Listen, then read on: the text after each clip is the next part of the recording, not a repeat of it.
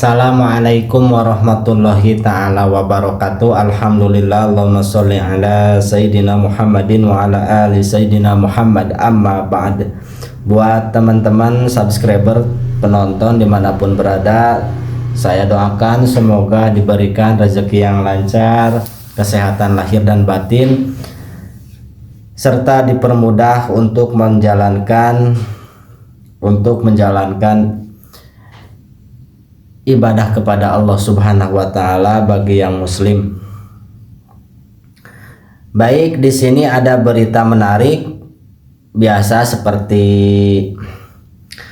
berita-berita sebelumnya, yaitu permasalahan perkara ijazah masih belum, malah semakin kemana-mana ya. Di sini kita ada judulnya seperti ini nih: Gus Nur gugat Jokowi, tanda seru, tak kapok di penjara gegara ijazah, tanda tanya, tanda seru, siapkan kejutan baru. Kita bacakan ringkasan videonya ya. Silakan yang belum subscribe supaya channel ini semakin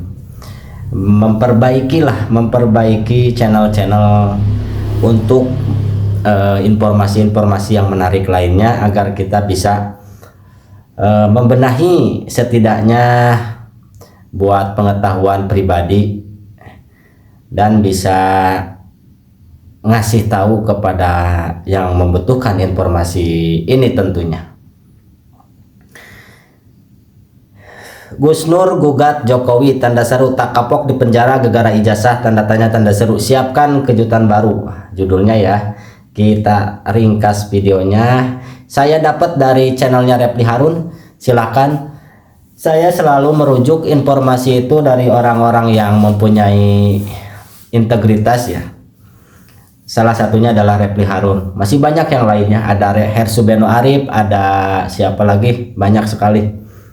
Silakan ke channel-channelnya, nanti algoritmanya juga akan istilahnya FYP kepada YouTube kita yang senang informasi politik ya. Baik, video ini membahas pandangan Gus Nur terkait perkembangan proses hukum yang melibatkan dirinya serta beberapa tokoh lainnya seperti Dr. Tifa dan Roy Suryo terkait isu ijazah Presiden Jokowi. Berikut adalah poin-poin utama dari video tersebut.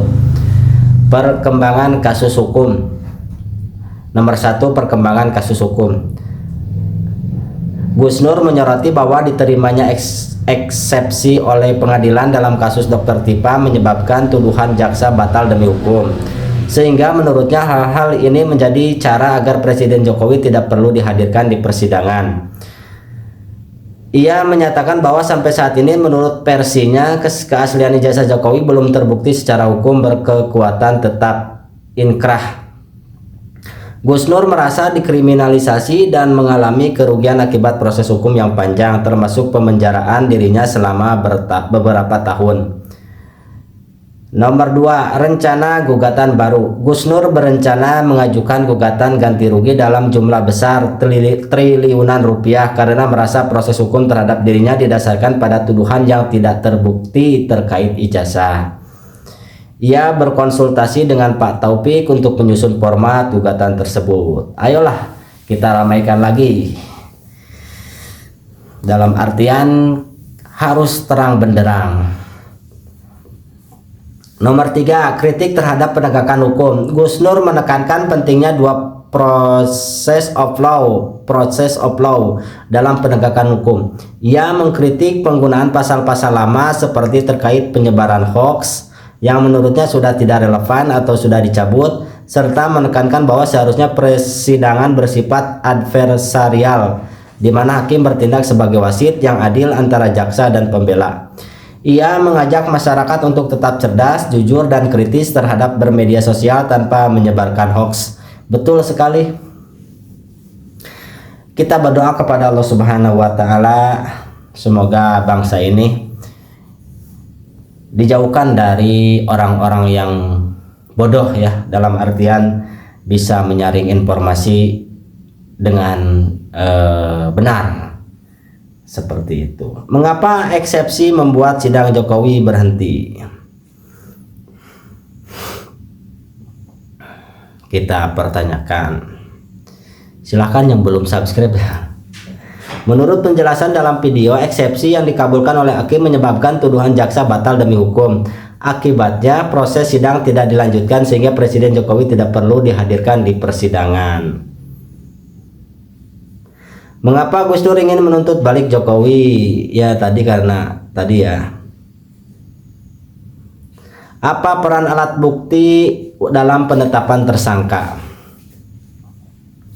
Berdasarkan penjelasan dalam video, peran alat bukti sangat krusial dalam proses hukum. Pembicara menyatakan bahwa seseorang tidak dapat ditetapkan sebagai tersangka tanpa didukung oleh setidaknya 2 alat bukti yang sah.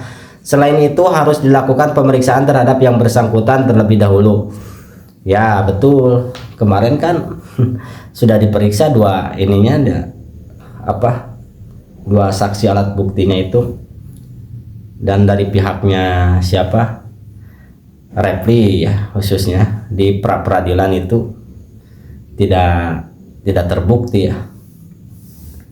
Lebih lanjut ditegaskan bahwa dalam perumuskan tindakan pidana, aparat harus mengikuti prinsip due process of law, yang berarti penetapan status tersangka atau saksi harus dilakukan dengan cara-cara yang menghormati hukum, bukan secara sewenang-wenang tanpa adanya pembuktian yang jelas. Betul sekali. Siapa sosok yang disebut menyebar konten ijazah? Kita pertanyakan. Nah, di sini nih.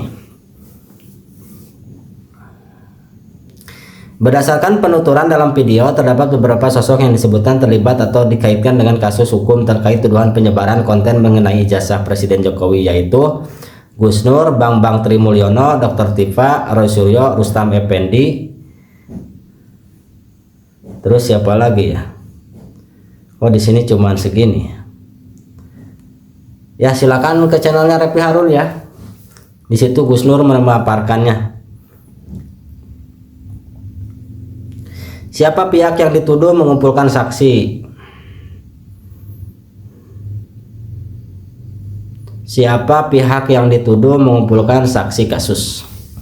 Berdasarkan klaim pembicara dalam video, saksi-saksi dalam kasus tersebut dituduh dikumpulkan oleh adik ipar dari Presiden Jokowi atau adik dari Ibu Iriana. Mengapa Gus Nur berencana menuntut ganti rugi? Udah tadi ya. Apa kaitan ijazah dengan tuduhan menyebar hoax? Nah, ini. Menurut penjelasan dalam video, terdapat kaitan antara isu ijazah Presiden Jokowi dengan tuduhan penyebaran hoax yang ditujukan kepada Gus Nur dan tokoh lainnya, yaitu ketidakhadiran bukti ijazah. Nah, betul. Pembicara mengklaim bahwa dalam proses hukum yang berjalan tidak pernah ada pembuktian mengenai ijazah asli Presiden Jokowi. Oleh karena itu, ia mempertanyakan dasar tuduhan penyebaran hoax jika ijazah yang dipermasalahkan keberadaannya saja tidak pernah dibuktikan secara hukum. Bahkan Pak Bonatua sekalipun mengatakan bahwa ijazahnya Jokowi tidak ada. Seperti itu kurang lebih. Status hukum, pembicara menyatakan bahwa hingga saat ini belum ada putusan yang berkekuatan hukum tetap inkrah yang membuktikan keaslian ijazah Jokowi. Itu belum ada. Ini yang sering dipertanyakan oleh netizen nih dari pihaknya termul. Nah, status hukum, pembicara menyatakan bahwa hingga saat ini belum ada putusan yang berkekuatan hukum tetap inkrah yang membuktikan keaslian ijazah Jokowi. Bukan UGM, bukan. Berkekuatan hukum. Hal ini menjadi poin utama bagi Gus Nur untuk menganggap bahwa proses hukum yang menjeratnya dan tokoh lain atas tuduhan penyebaran hoax adalah tidak berdasarkan karena objek masalahnya ijazah tidak terbukti. Tuduhan yang dibatalkan. Pembicara menyoroti bahwa dalam persidangan terbaru eksepsi dikabulkan sehingga tuduhan jaksa batal demi hukum. Menurutnya ini menjadi bukti bahwa dakwaan terkait penyebaran hoax tersebut tidak memiliki dasar yang kuat karena ijazah yang dipersoalkan tidak pernah dihadirkan atau diakui sebagai bukti asli oleh pihak terkait. Nah, ini betul ya. Pemaparan Gus Nur ini bisa saja ini bagus ya. Supaya Gus Nur mempercepat, Pak Gus Nur. Bukan mempercepat, bukan terburu-buru, maksudnya ya dipersiapkan timnya yang bagus-bagus ya, jangan seperti kemarin dari timnya sebelah itu tuh yang mulia.